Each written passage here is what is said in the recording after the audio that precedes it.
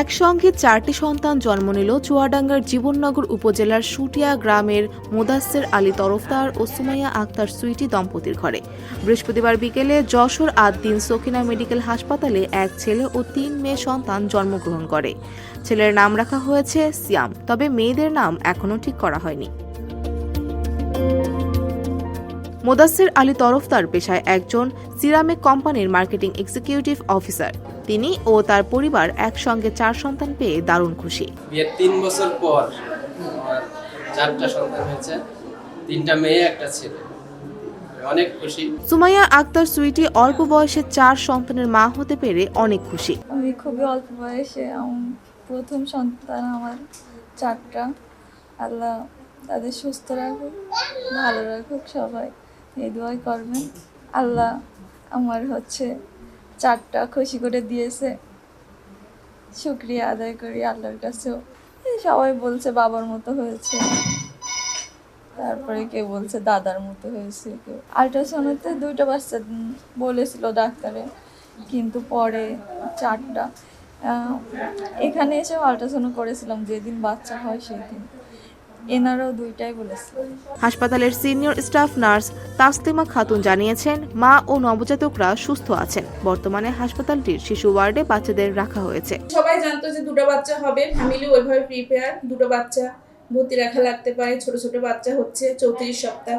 তা প্রথমে 2টো বাচ্চা বের করার পরে যখন প্লাসেন্টা আউট করা হচ্ছিল, তখন ম্যাডাম নিজেই বলছে আরেকটা বাচ্চা আসছে, কেউই জানে না।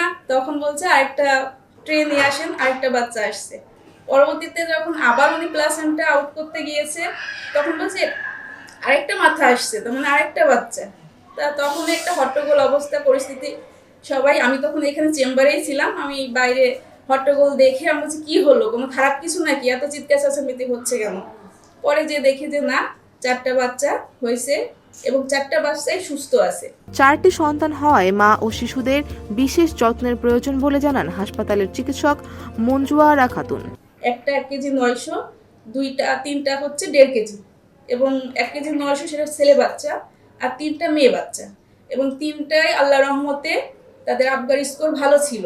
প্রথম সেকেন্ডেই তারা, প্রথম যে আমরা 5 সেকেন্ড 10 সেকেন্ড করে অবজার্ভ করি বাচ্চাদের, তার মধ্যে তারা 10 মিনিটের মধ্যে তাদের আবগার স্কোরটা ভালো ছিল, এবং তারা এখনো পর্যন্ত আল্লাহর রহমতে ভালো আছে। কিন্তু যেহেতু প্রিম্যাচিউর এবং ওয়েটটা কম, ওই জন্য আমাদের অবজারভেশনে আছে। এটা এখানে পেডিয়াট্রিক যে ওয়ার্ড আছে, এনআইসিউ সাপোর্ট, যেহেতু গরিব মানুষ ওরা নেয় না, যেহেতু ছোট বাচ্চা আমরা বলি একটু অবজারভেশন এনআইসিউর মধ্যে রাখতে, কিন্তু যেহেতু ওরা মানে পারিবারিকভাবে একটু গরিব বা অতটা সাপোর্ট বা একটু খরচের ব্যাপার আছে, ওই জন্য যেহেতু ডাক্তার আমাদের পেডিয়াট্রিশিয়ান উনি দেখছি স্টেবল আছে বাচ্চাগুলো, ওই জন্য ওয়ার্ডে আমাদের ওগুলো অবজারভেশনে রাখা আছে। এই বিরল ঘটনাটি ব্যাপক চাঞ্চল্যের সৃষ্টি করেছে।